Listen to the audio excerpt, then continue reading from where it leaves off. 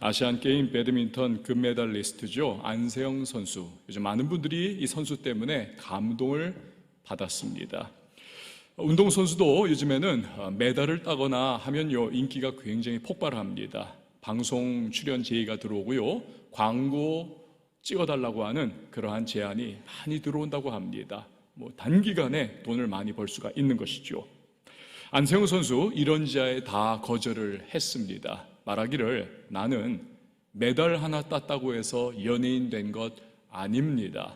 나는 목표가 있습니다. 아마도 그 목표는 올림픽 메달이 아니겠습니까? 나는 목표가 있습니다. 그때까지 최선을 다하겠습니다. 여러분 생각해 보세요. 올림픽 금메달, 이건요, 모든 운동선수라면 꿈을 꿉니다. 그러나 모두가 얻을 수 있는 것은 아닙니다. 전 세계에 딱 한 명이잖아요. 꿈을 꾸고 최선을 다한다 할지라도 그러나 보장이 없습니다. 하지만 광고 제안이 들어오고 방송 출연에 대하여 제안이 들어옵니다. 이건 내가 손을 뻗기만 하면 잡을 수가 있는 것입니다. 어쩌면 단기간에 평생 먹고 살 수 있는 엄청난 돈을 벌 수도 있습니다. 그렇죠? 그런데 당장의 돈과 인기 때문에 나를 팔아넘기지 않겠습니다라는 거예요. 그리고는 앞으로 올림픽이 있기 전까지 계속될 그 국가대표 선수의 마땅히 치러야 할 지옥 훈련을 나는 기꺼이 감내하겠다라는 것입니다. 얼마나 대견합니까? 악명 높은 나치 집단 수용소에서 살아나온 저명한 정신의학자입니다. 빅터 프랭클 박사. 그가 이런 말을 했습니다. 사람은 왜, why라고 하는 이유가 있으면 무엇이든 견딜 수 있다. 안세영 선수는요, 이 말처럼 왜라고 하는 이유, 즉 올림픽 메달이라고 하는 분명한 목표의식이 있습니다. 그렇기 때문에 그 달콤한 유혹을 다 극복을 하는 겁니다. 다가올 너무너무 고달프고 고통스러운 그 훈련, 그리고 태릉 선수촌에서의 감옥 같은 생활, 이것도 마땅히 내가 견뎌내겠다는 것입니다.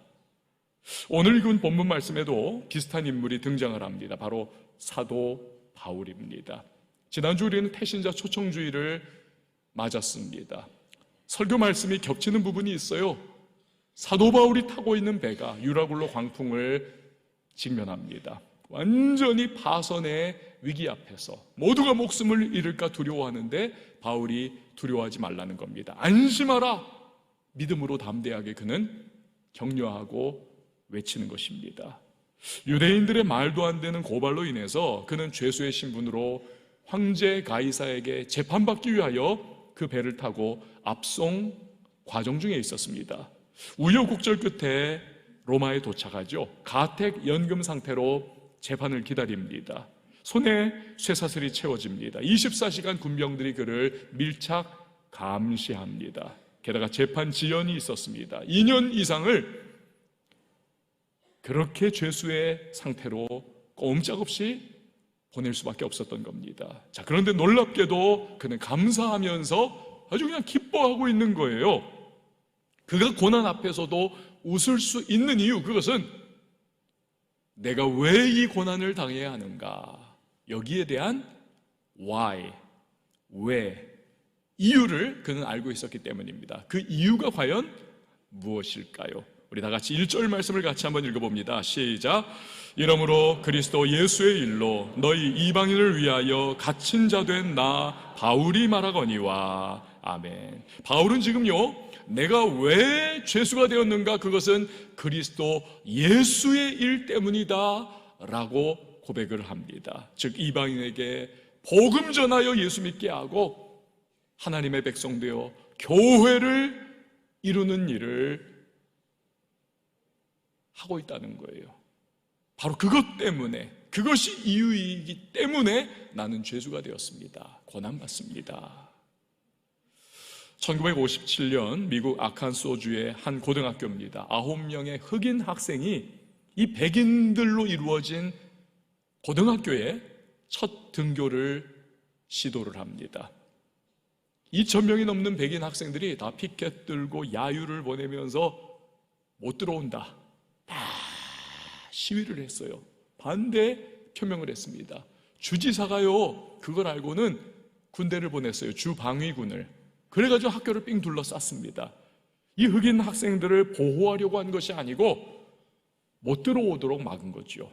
그런데 그 소식을 예수 잘 믿는 아이젠하워 대통령이 들었습니다. 연방군을 보냈습니다. 군대를.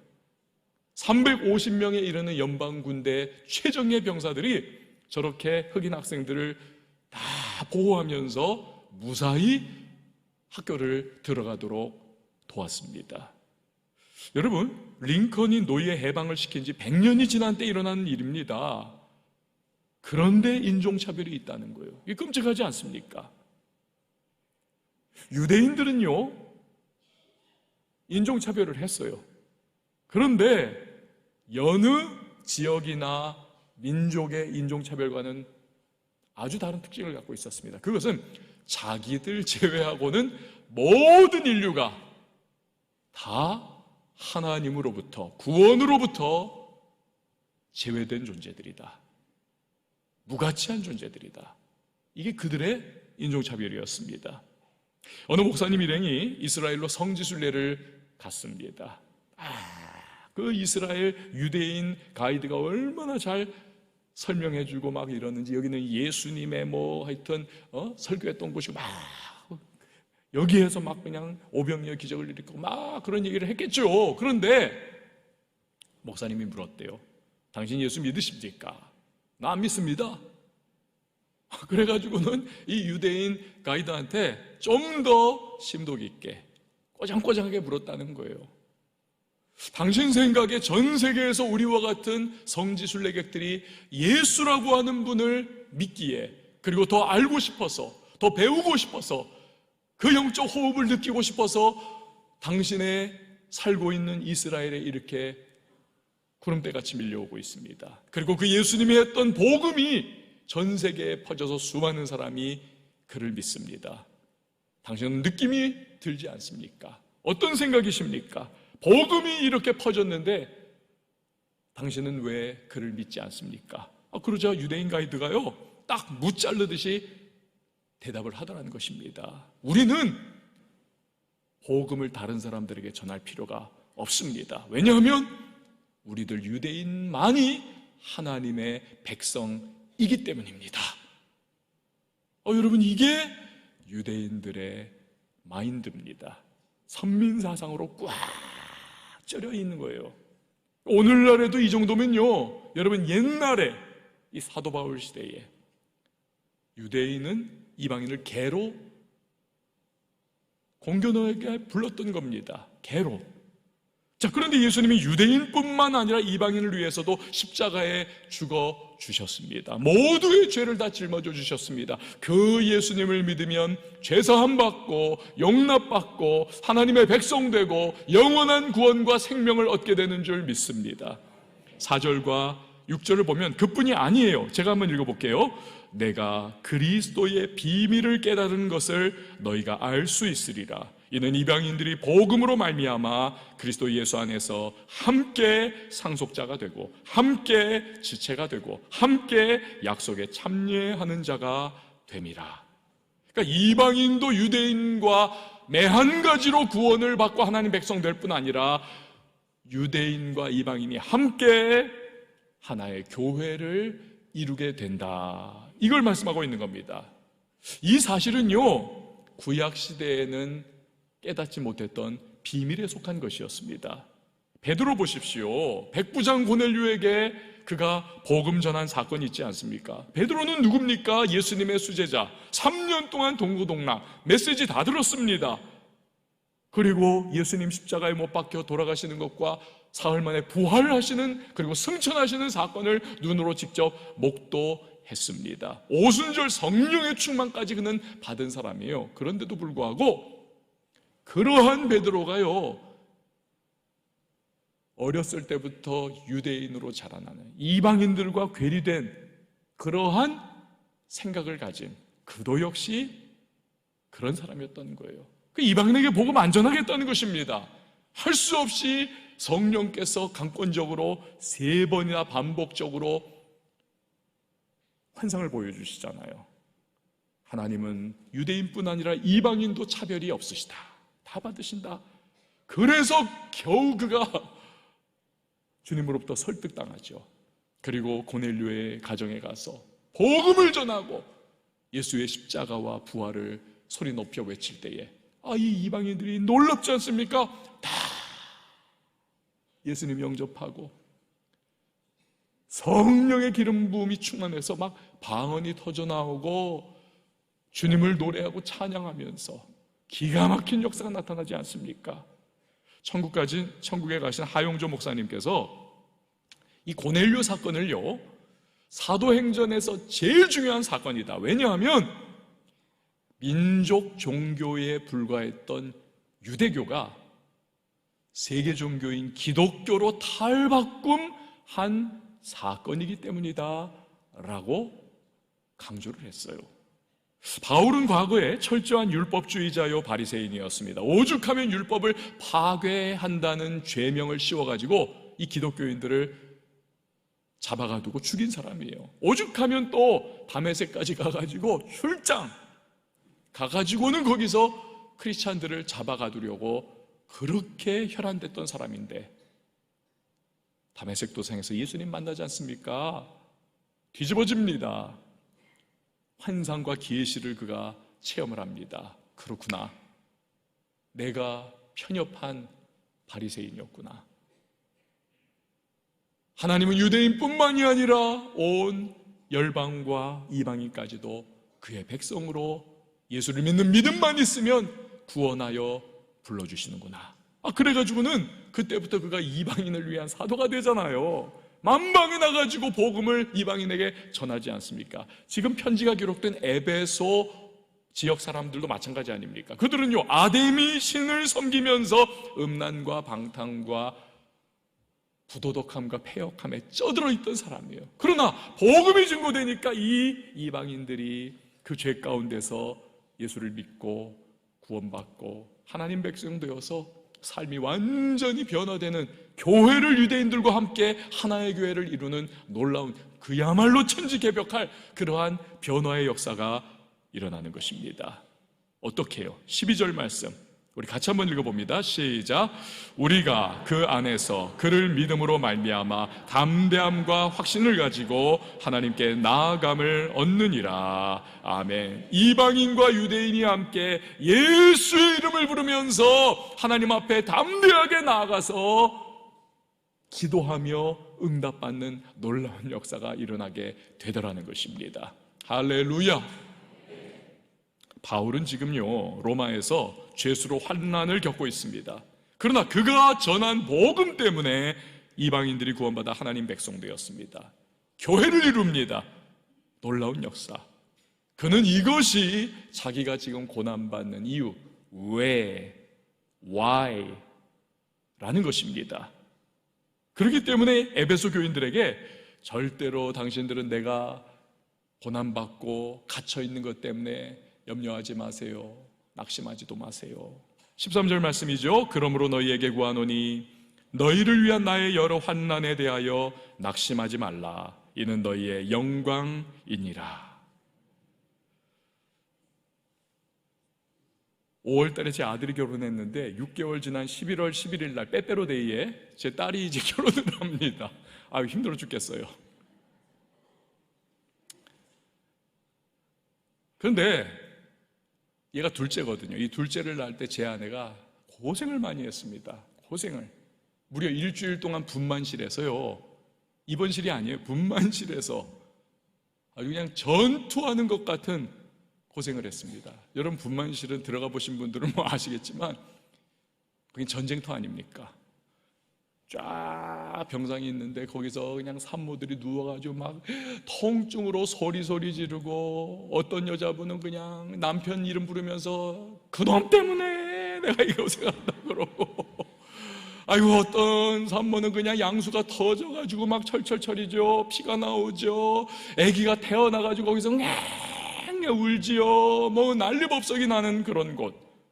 근데요, 참 신기한 것은 또 놀라운 것은 제 아내가 거기에서 24시간 형광등이 켜져 있죠. 간호사 들락날락하죠. 소리 나죠. 막 그냥 온갖 못 볼 것들이 다 보죠. 막 이런 곳에서도 삼시세끼 미역국이 나오는데 그것을 다 남기지 않고 먹었다는 사실.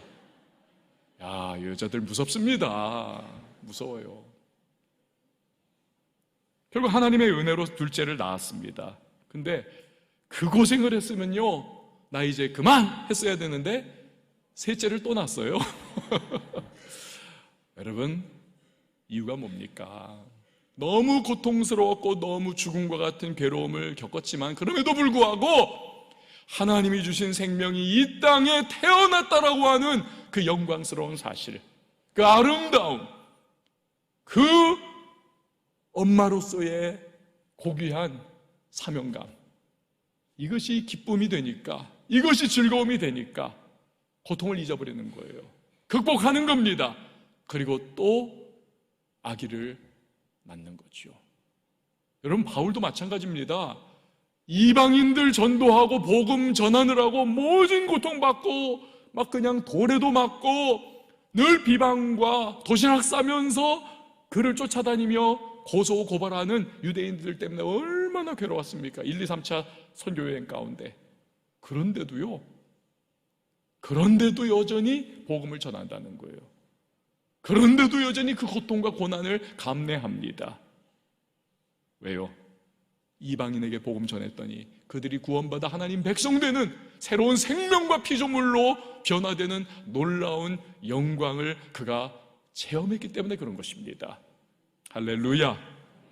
그래서 그 고난과 환난 속에서도 기뻐하고 감사하고 오히려 웃을 수가 있다는 겁니다. 자, 여러분, 여기서 한번 이제 적용을 한번 해보세요. 우리도 살다 보면 환난이 있고 고난이 있고 시련과 고통이 있습니다. 그때 우리 역시 바울처럼 그 고난 앞에서 웃을 수 있을까? 감사할 수 있을까? 기뻐할 수 있을까요? 아이, 힘들어 죽겠는데 뭐 어떻게 웃어? 어떻게 기뻐하고 감사해? 이렇게 생각하는 분들도 계실 거예요. 그러나 신앙의 신비, 그것이 무엇입니까? 믿음으로 감사할 수 있고 믿음으로 기뻐할 수 있고 믿음으로 고난 앞에서 웃을 수 있는 것이 신앙의 신비인 줄 믿습니다. 왜 그렇습니까?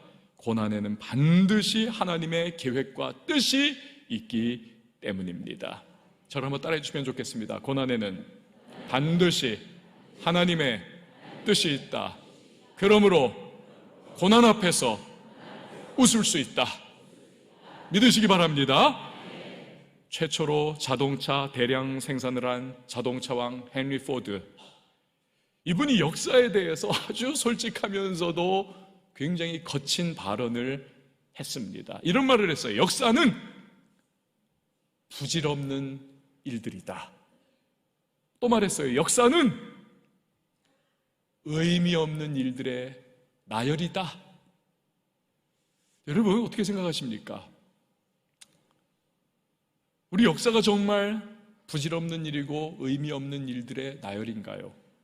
그렇다면 그 역사의 흐름 속에 살아가는 우리의 인생조차도 부질없는 것이고 의미 없는 인생 아니고 무엇이겠습니까? 제가 존경하고 좋아하는 설교자인 찰스 스윈돌 목사님, 그에게 어느 날 한 신학생이 찾아와가지고는 목사님 평생 목회하셨고 또 총장님으로 지금 우리를 가르치고 계시는데 그 과정 속에서 하나님이 알려주신 제일 귀한 깨달음이 무엇입니까? 70년 인생을 살았습니다. 50년 목회를 해왔습니다. 이 목사님이 잠깐 과거를 돌아보면서 반추했더니 간단하더라는 거예요. 학생, 내가 깨달은 최고는 말이야, 우리가 겪는 또 우리에게 다가오는 모든 일들은 하나님의 손을 통과하지 않은 것이 하나도 없다는 사실이야. 반드시 하나님께서 그 모든 것들을 다스리고 계셔, 붙잡고 계셔. 여러분, 그렇습니다. 예수님 무슨 말씀하셨습니까? 참새 한 마리 땅에 떨어지는 것도 하나님 허락 없이는 그런 일이 일어나지 않는다. 하물며 우리의 삶에 다가오는 고난과 어려움, 여러분 이것은 그 안에 하나님의 뜻을 담고 있다는 사실을 꼭 믿으시기를 바랍니다. 설령 지금 말 못할 고난을 겪는다 할지라도 반드시 뜻이 있어요, 하나님의. 그리고 하나님의 뜻은 선하고 아름답습니다. 좋은 거예요. 예레미야 29장 11절 말씀을 같이 읽어봅니다. 시작. 여호와의 말씀이니라. 너희를 향한 나의 생각을 내가 아나니 평안이요 재앙이 아니니라. 너희에게 미래와 희망을 주는 것이니라. 아멘. 바울도 그래서 자신이 당하는 환난과 고난과 어려움을 믿음으로 해석하면서 심지어 이것은 너희에게 영광이야, 그걸 말씀하고 있는 겁니다. 코로나19를 겪으면서 골프 인구가 굉장히 많이 늘어났었잖아요. 특히 젊은 세대 중에서. 지금은 또 다시 원점으로 쪼그라든 것 같아요. 근데 그 골프공을 보면 어떻습니까, 여러분? 그 골프공이 그냥 밋밋한 거 아니잖아요. 사진에서 보듯이 이렇게 홈이 많이 파져 있지 않습니까? 저걸 딤플이라 그래요. 딤플. 이 보조개라는 뜻입니다. 딤플이 그런데 몇 개 있느냐? 하나에 300개에서 500개가 있다고 합니다. 밋밋한 동그란 그냥 공을 프로 골퍼가 딱 치면요 65m 정도 나간다 그래요. 아무리 잘 쳐도. 그런데 저 딤플이 저렇게 푹푹 파여있는 저 공을 탁 치면요 270m 이상을 쫙 날아간다는 것입니다. 왜 그런가요? 딤플이, 저 푹푹 파여있는 홈들이 공기 저항을 최소화시켜준다는 것입니다. 최소화시켜준다. 그래서 쫙쫙 나간다. 여러분, 우리도 비슷합니다. 고난과 어려움이 없으면 얼마나 좋을 것 같습니까? 그러나 고난과 어려움이 없는 무균 상태의 삶, 얼마 못 갑니다. 조금만 가다가 작은 시련만 하나 다가와도요 그 자리에 퍽 꺾여버리고 끝나버리고 맙니다. 그러나 여기저기에 시련과 어려움과 고난을 겪어서 딤플이, 그 흠들이, 그 홈들이, 그 파여있는 부분들이 계속 생기는 인생, 계속 고난과 어려움, 그것으로 연단받는 인생이 된다면 여러분 나중에 보면요 연단받지 못한 밋밋한 인생보다도 훨씬 풍성한 인생, 훨씬 하나님께서 역사하시는 인생, 멀리 가는 인생, 전진하는 인생, 진보하는 인생이 됨을 믿으시기를 바랍니다. 고난과 어려움으로 인해서 인생에 크고 작은 생채기가 나고 있는 분이 계십니까? 부정적으로 생각하지 마세요. 골프공을 생각하십시오. 하나님이 나를 앞으로 훨씬 더 멀리 나가는 인생 되게 해주시려고 홈을, 그 딤플을 만들고 계시는구나. 여러분 이렇게 믿음으로 해석할 수 있기를 바랍니다. 전에 신문을 보다가요 아주 흥미로운 기사를 읽었습니다. 이탈리아의 그 정말 위대한 예술가 레오나르도 다빈치, 이 사람 천체, 물리, 과학, 예술의 경계를 막 넘나든 그야말로 르네상스맨이 아닙니까?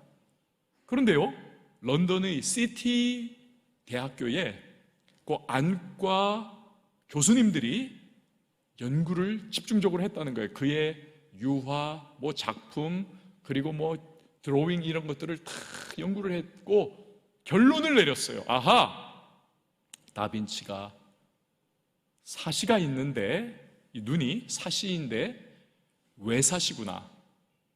안쪽으로 이렇게 눈이 모이면 내사시고요, 바깥쪽으로 눈이 이렇게 되면 외사시입니다. 그 작품들을 보니까요 그게 그대로 반영이 돼 있더라는 거예요. 그 중에 하나가 대표적인 게 여러분 지금 보시는 세례자 요한, 세례 요한에 대한 그림입니다. 저기 보시면 여러분 시각에서 오른쪽 눈이, 여러분 시각에서 오른쪽 그쪽이 약간 바깥으로 이렇게 시선이 삐져 있습니다. 외사시예요. 외사시. 저게 레오나르도 다빈치의 자기 투영이라는 것입니다. 근데요 이게요 이 외사시가 다빈치에게는 굉장히 긍정적인 작품 활동에 도움이 됐다는 겁니다.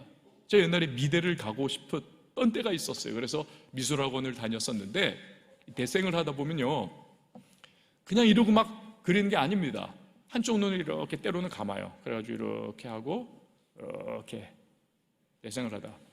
왜냐하면 이 3차원적인 입체적인 그러한 광경들, 이게 때로는 도움이 안 돼요. 그냥 화폭처럼 밋밋하게 한쪽 눈으로 보는 것처럼 이렇게 눈 감고, 그게 때로는 더 잘 짚어져요. 더 제대로 설명이 돼요. 더 정확해져요. 레오나르도 다빈치의 눈이 외사시였기 때문에 그래서 입체적인 거 아니라 그렇게 평평한 시각으로 한쪽 눈으로 보는 것과 같은, 그래서 오히려 더 신비롭고 더 근사한 작품들이 걸작이 나왔다는 것입니다. 여러분, 사시는 미적으로나 기능적으로 힘들고 불편합니다. 하지만 사시조차도 다빈치와 같은 인물에게 사시가 되면 엄청나고 놀라운 결과를 만들어냅니다. 여러분, 우리는 누굽니까? 우리는 하나님의 자녀입니다. 한번 저를 따라해주세요. 나는 하나님의 영광스러운 자녀입니다. 아멘.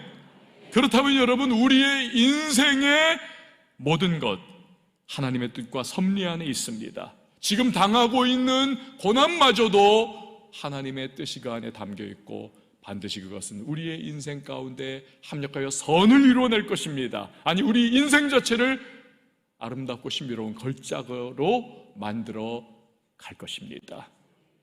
요셉이 그렇지 않습니까? 아버지 사랑 독차지합니다. 형들이 요셉을 미워합니다. 그 미워함이 증오심이 돼요. 그래서 요셉을 팔아넘깁니다. 아버지에게는 거짓말하죠. 요셉이 맹수에게 찢겨 죽었다고. 요셉이 그때부터 13년 동안 애굽에서 종살이, 감옥살이 하며 죽을 고생을 합니다. 그것이 여러분 죽을 고생으로 끝나나요? 아니요. 하나님은 그 과정을 사용하십니다.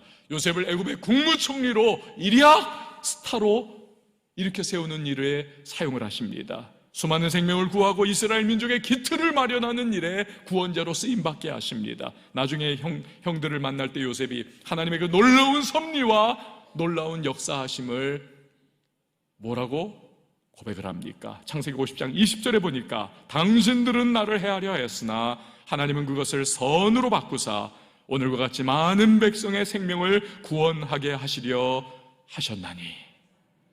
여러분, 만약에 요셉이요 고난을 안 겪었습니다. 그러면 아버지 집에서 딩가딩가 하면서 따뜻한 아버지 품에서 잘 먹고 잘 입고 호의호식하면서 살았겠죠. 어쩌면 채색 옷 입혔으니까 형 루벤 대신에 장자의 권세를 얻어서 유업을 물려받아서 잘 먹고 대르리어 잘 산다라고 그렇게 잠깐 동안은 살았을 수 있어요. 그러나 얼마 못 가서 7년의 어마어마한 대기근이 온 땅을 뒤덮었을 때 속수무책으로 굶어 죽고 일가가 끝장나는 이스라엘의 역사가 사라져버리는 겁니다. 추후의 역사가. 그러한 끔찍한 일이 생기겠죠. 그러나 고난이 자신과 가족과 민족을 구원하고 주변을 구원하는 놀라운 합력하여 선을 이루는 역사를 이루더라는 것입니다. 여러분, 지금 우리에게 다가온 말 못할 고난과 시련에도 하나님은 반드시 놀라운 계획과 뜻을 이루어 가심을 다시 한번 믿으시기를 바랍니다. 여러분, 천국은 과연 어떤 곳일까요? 천국, 사자에게 천국은 어떤 곳일까요? 아마도 살찌고 무방비 상태의 소들이 때로 모여가지고 풀을 뜯어먹는 그곳이 사자에게는 천국이 아닐까요? 반대로 소에게는 그렇다면 어디가 천국일까요? 어떤 곳일까요? 사자 같은 자기들을 위협하는 맹수는 단 한 마리도 없는 곳이 천국이겠죠. 아니, 천국이 이랬다 저랬다라면 도대체 천국은 어떤 곳입니까? 김밥 천국이 천국인가요?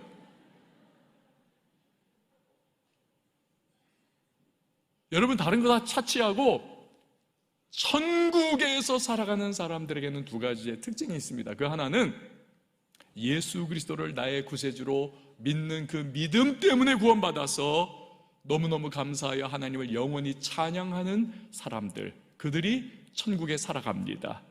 그리고 두 번째, 천국에 살아가는 사람들의 연이은 특징은 그들은 예수 그리스도를 닮은 성품의 소유자들이라고 하는 사실입니다. 예수님 닮은 성품의 사람들.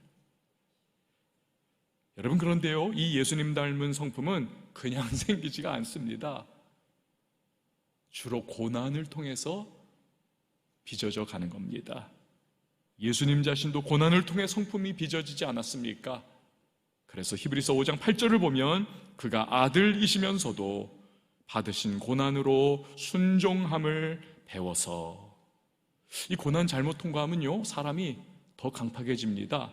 더 날카로워지고요, 더 삐죽삐죽해지고, 더 사람 못 살게 군 못된 사람 됩니다.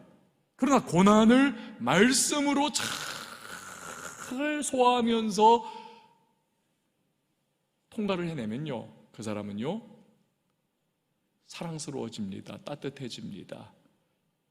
날 것 그대로라 가지고 그냥 그 성격이 아무리 얘기를 하고 뭐 하여튼 해도 변하지 않던 사람인데, 고난을 통과하면서 다듬어지고 변화하고 예수님 닮은 성품으로 새로워져 가는 걸 봐요.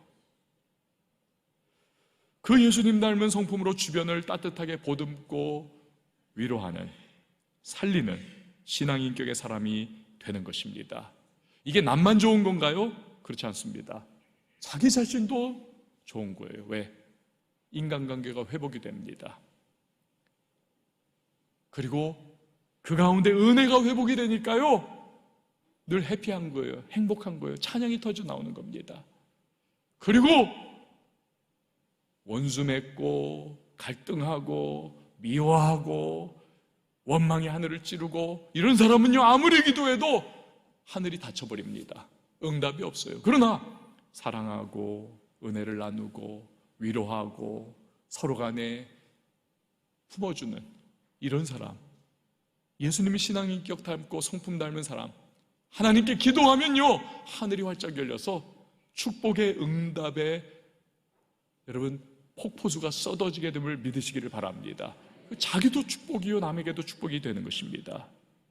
고난은 그 속에 우리를 향한 하나님의 선한 뜻이 서려 있는 것입니다. 어떤 성도님의 이야기로 말씀을 마무리하고자 합니다. 이분 아마도 참 힘겨운 시련과 고난을 겪었던 것 같아요. 그래서 그 고난 속에서 자신을 향해 손짓하시는 하나님을 떠올리게 된 것 같습니다. 멀리했던 하나님, 이분이요 감사헌금 봉투에 이런 글을 남겼습니다. 들어보세요. 항상 기다려주시고 계심에 감사합니다. 가끔은 기다리시다 이렇게 힘든 시련을 주셔서 기다리고 계시다는 걸 인식하게 하심에도 감사합니다. 도망가려 하고 회피하려 하고 마주하지 않으려 할 때마다 경제적, 정신적, 육체적 시련을 주시며 돌아오라 하심에 감사합니다. 중약하고 편해지게 하면 또다시 도망갈까 하매 아직 힘듦 중에 있게 하심에도 감사합니다. 이렇게 기도를 드리며 작은 제물을 드릴 수 있게 해주심에, 그런 마음이 들게 하심에 감사합니다. 여러분, 이분은요 고난을 통해서 하나님을 다시 한번 발견하는 겁니다. 그리고 그분께 나아가게 되는 겁니다. 그렇다면 이분은요 고난이 단지 고생이 아닌 겁니다. 나를 빚어주시고 나를 만나주시고 내 인생에 그 뜻을 펼쳐주시는 하나님의 선하심을 경험하는 과정, 이것이 고난인 것입니다. 사랑하는 여러분, 저와 여러분도 고난을 직면할 때가 있습니다. 어쩌면 이 예배 가운데 오신 분들 중에 지금 말 못할 고난을 뼈저리게 체험하고 있는 분들이 계실지 모릅니다. 우리를 죽이려고 하는 걸까요? 멸망시키려고 하는 걸까요? 그렇지 않습니다. 하나님은 그 고난을 통해서 우리에게 가지고 계신 뜻이 있습니다. 우리를 하나님 사람 되게 하고 빚어가시고 그 고난 통하여 하나님의 선하심을 드러내며 합력하여 우리의 인생을 선한 길로 인도하시고자 하시는 주님의 아름다운 계획이 그 안에 담겨 있는 것입니다. 그렇다면 우리는 그 고난을 맞이할 때 바울처럼 오히려 믿음으로 반응하면서 기뻐하고 감사할 수까지 있어야 하겠습니다. 고난 앞에서 웃을 수 있어야 하겠습니다. 왜? 하나님의 합력하여 선을 이루는 계획이 담겨 있기에. 믿음으로 말입니다. 믿음으로. 그리고 그 믿음이 우리를 반드시 승리할 수 있도록 이끌어 주실 줄 믿습니다. 우리 시간에 함께 찬양하도록 하겠습니다. 지난주에 우리가 함께 불렀던 찬양인데요, 다시 한번 부르시죠. 여러분, 우리 하나님은 좋으신 하나님이십니다. 선하신 분이십니다. 우리를 결코 놓지 않으신 하나님. 그래서 그 하나님 안에 있으면 안전합니다. 걱정 없어요. 합력하여 선을 이루실 겁니다. 이 사실을 기억하시면서 찬양에 함께 동참해 주시기를 바랍니다. 내 영혼 안전합니다. 내 아버지 그 품 안에서 내 영혼은 안전합니다. 주손길로 내 삶을 나누시니 그 평강이 나를 얻습니다. 다시 한번요. 내 아버지 내 아버지 그 품 안에서 내 영혼은 안전합니다. 주손길로 내 삶을 나누시니 그 평강이 나를 얻습니다. 나 비록 넘어지면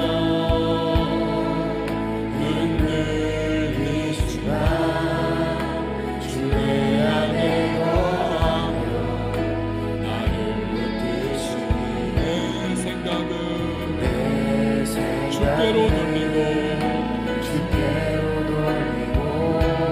주시는 평강의 옷을 입습니다.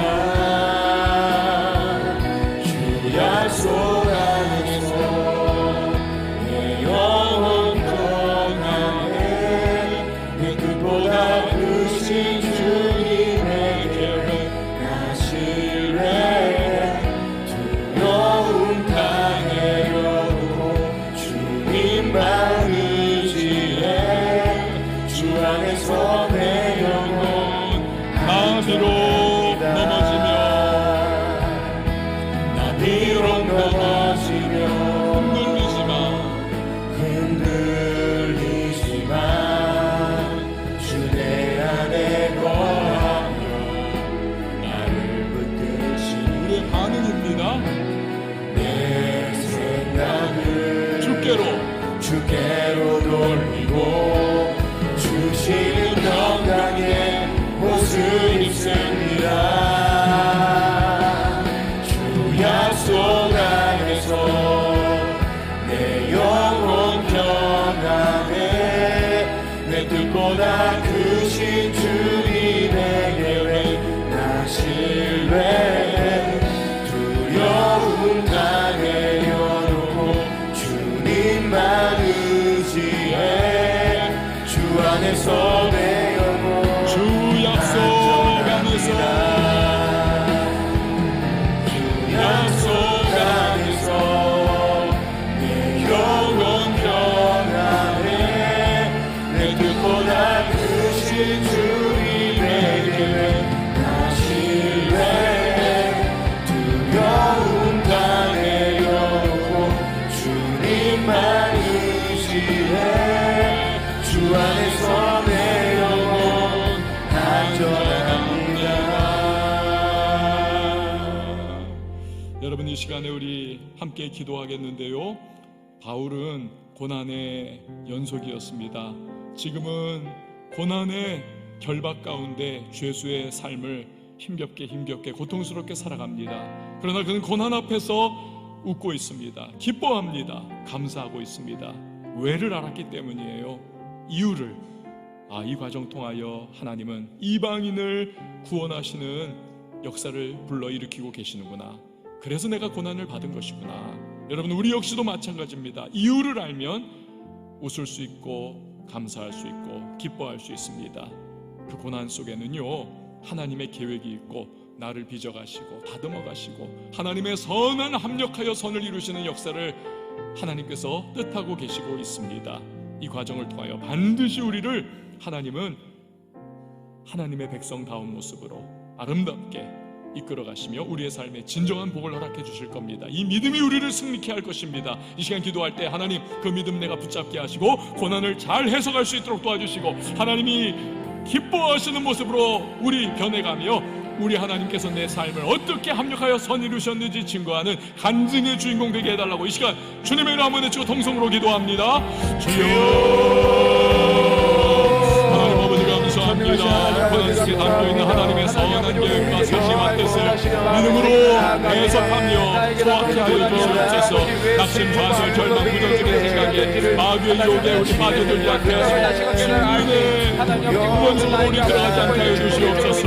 하나님 아버지 주님의 선하심과 인자하심을 신뢰하며 믿음의 싸움을 싸우게 하시고 우리 하나님 아버지 상황과 현실 가운데 좌로나로나 치우치지 않게 하여 주시옵소서.